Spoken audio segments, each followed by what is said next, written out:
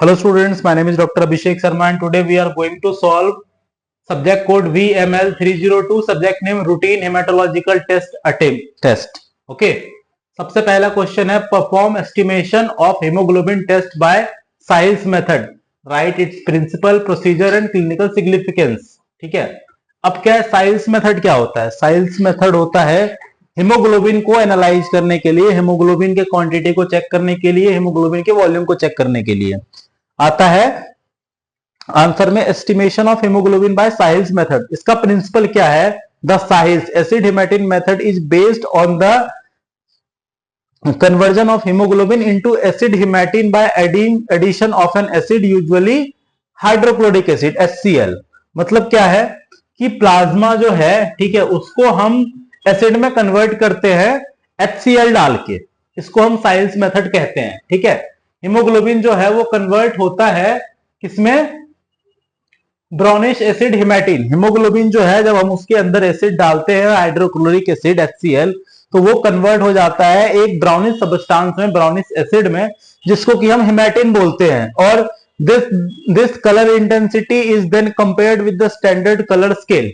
अब ये जो इंटेंसिटी आई है, हमने एसिड डाला, ठीक है, एसिड डाल के जो इंटेंसिटी आई है उस पर्टिकुलर सैंपल की, उसको हम नॉर्मल जो स्टैंडर्ड सैंपल है, ठीक है, जो स्टैंडर्ड कलर हमारे पास है, हम उससे कंपेयर करते हैं कि कितना चेंज है. ठीक है, the hemoglobin concentration is determined by matching the colour of the acid hematin solution with in the colour of the standard. मतलब क्या है कि जो हेमेटिन हमने बनाया है अभी HCl एसिड डाल के, उसका जो कलर आया है, जो नॉर्मल सैंपल है, जो नॉर्मल पेशेंट का जो हेल्दी ब्लड सैंपल है, उसके अंदर जो स्टैंडर्ड प्रोटोकॉल के अंदर जो कलर है, उस कलर के साथ हम उसको मैच करते हैं. अब कैसे करते हैं मैच? सबसे पहले हम प्रिपेयर करते हैं, हम साहिल हीमोग्लोबिनोमीटर सेट लाते हैं, ठीक है, और उसके अंदर हम हीमोग्लोबिन ट्यूब डालते हैं, स्टायर डालते हैं और कलर कंपेरेटर डालते हैं. ये तीनों चीजें हम उसके अंदर डालते हैं और ये सारी चीजें हम जो ग्रेजुएटेड ट्यूब है उसको हम कंपेरेटर में डाल देते हैं.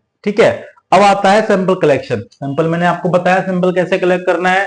पेशेंट के जिस भी एरिया से हमने सैंपल कलेक्ट करना है, पहले उस एरिया को अच्छे से स्पिरिट से क्लीन करना है, ताकि वहां पे किसी भी तरीके की कोई भी गंदगी ना हो, कोई भी कंटामिनेशन की चीजें ना हो. ऐसा ना हो कि कंटामिनेटेड हो, सैंपल खराब हो. उसे बचने के लिए हम फिंगर में प्रिक करते हैं. ठीक है, हम ब्लड को या तो वेन से निकालते हैं और पिपेट की हेल्प से हम 0.02 ml डालते हैं ब्लड इस वाले सैंपल में. ये जो ग्रेजुएटेड ट्यूब है, हम इसके अंदर वो सैंपल डालते हैं. ठीक है, उसके बाद आता है कन्वर्जन ऑफ एसिड हेमेटिन. अब क्या है, जो हमने ब्लड सैंपल लिया है उसके अंदर हम हाइड्रोक्लोरिक एसिड डालते हैं.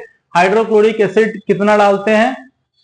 0.1 NaHCl. मतलब ये जो नॉर्मल स्टैंडर्ड है, हम ये इतना 0.1 क्वांटिटी डालते हैं, यूजुअली 2 ml डालते हैं हम HCl.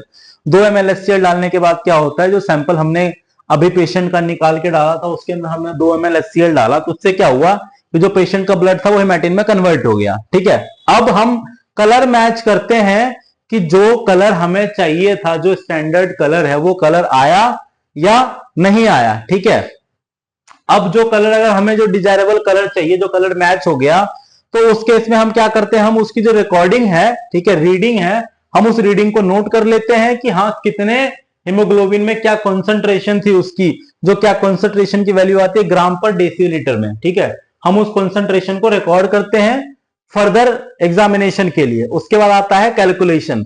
जो हमने सैंपल अभी कलेक्ट किया है, जो हेमेटिन हमने कन्वर्ट किया है हीमोग्लोबिन में, जो ब्लड से हमने हीमोग्लोबिन निकाल के जो हमने कन्वर्ट किया है, तो उस केस में हम क्या करेंगे, उसका कैलकुलेशन करेंगे कि कितना हेमोग्लोबिन कंसंट्रेट हुआ है, क्या उसकी वैल्यू है, इसका क्या सिग्निफिकेंस है, क्लिनिकल सिग्निफिकेंस. सबसे पहला आता है हीमोग्लोबिन से हम क्या चेक करते हैं कि पेशेंट को किसी तरीके का एनीमिया तो नहीं है. पेशेंट में अगर हीमोग्लोबिन की जो वैल्यू है वो नॉर्मल डिजायरेबल वैल्यू से कम है, दैट मींस कि पेशेंट को एनीमिया है. उसके साथ साथ पेशेंट में किसी भी और तरीके का कोई भी ब्लड डिसऑर्डर तो नहीं है.